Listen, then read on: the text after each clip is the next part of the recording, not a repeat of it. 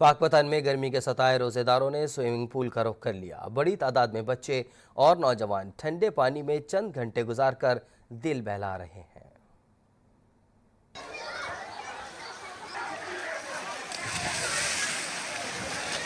पाकपतन के रोजेदारों ने गर्मी का तोड़ निकाल लिया।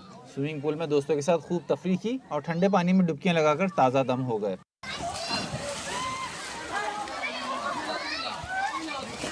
स्विमिंग पूल में कुछ लोग तैराकी करते दिखाई दिए। जिन्हें तैरना ना आया वो पूल के किनारे खड़े होकर फरहत महसूस करते रहे। रोज़ा लग रहा था, इसलिए हमने आज स्विमिंग पूल का रुख किया है।